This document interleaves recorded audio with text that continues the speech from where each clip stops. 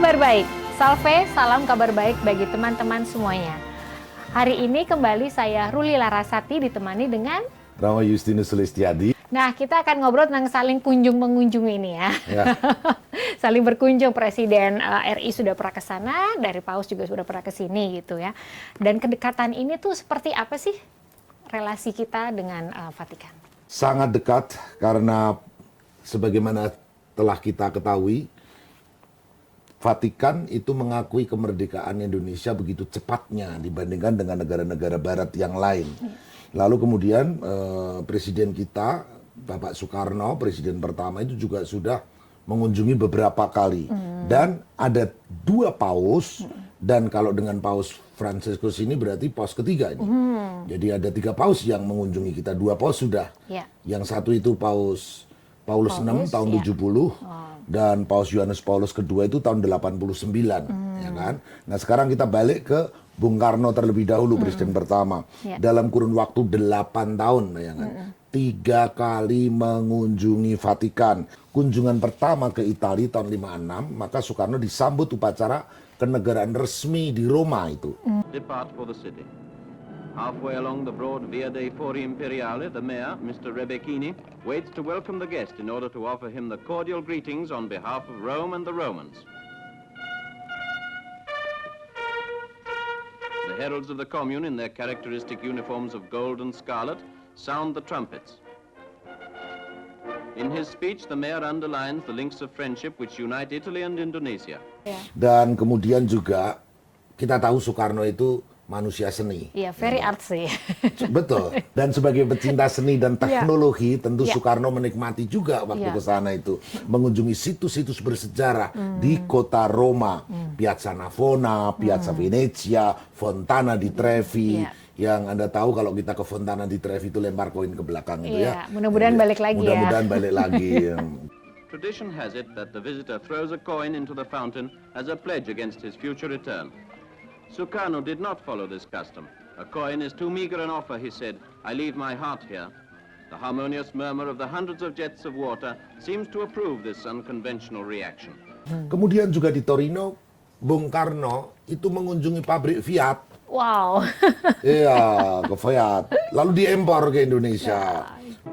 The name of Turin always reminds us of Fiat.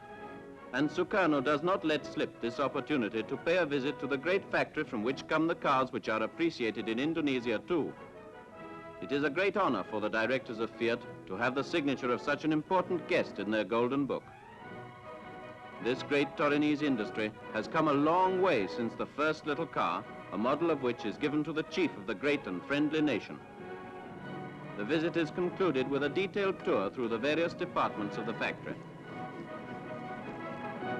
Di Italia, Presiden Soekarno juga mengunjungi Pius XII di Vatikan dan menerima anugerah Grand Cross of the Pian Orde.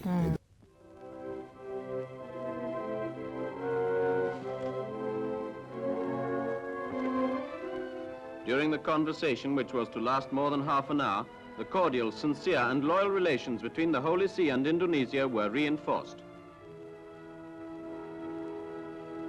3 tahun kemudian, tahun 59, Presiden Soekarno berkunjung ke Vatikan lagi, diterima oleh Yohanes 23, Angelo Roncalli. Nah, itu Paus Yohanes 23 itu sangat terkenal karena beliau yang mempunyai ide tentang Konsili Vatikan kedua. Revolusi dalam gereja dalam arti tertentu. Karena tadinya harus bahasa Latin, kemudian bahasa setempat.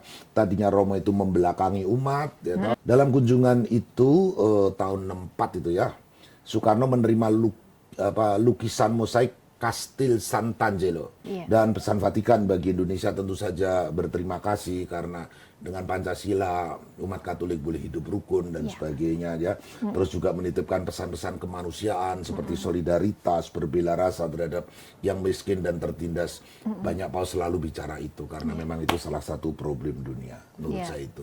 Sedangkan tadi dari sisi Indonesia ya ke sana diterima dengan sangat baik. Nah, ketika paus datang ke Indonesia sendiri itu alasannya kalau menurut Romo sendiri gimana? Alasannya sebetulnya cuma satu kata, kunjungan pastoral. Karena paus-paus dulu itu nggak keliling dunia. Dan itu baru dimulai baru paus-paus modern belakangan ini. Ingin mengenal dunia karena apa? Dulu kekatolikan itu lebih banyak berpusat di Eropa. Nah sebagai paus ini misalnya Amerika, itu menjadi mayoritas Katolik. Eropa itu tidak lagi mayoritas. Makanya kunjungan untuk mengetahui gereja-gereja lokal itu menjadi penting. Untuk mendengar langsung, melihat langsung dengan mata dan kepala dan sebagainya itu.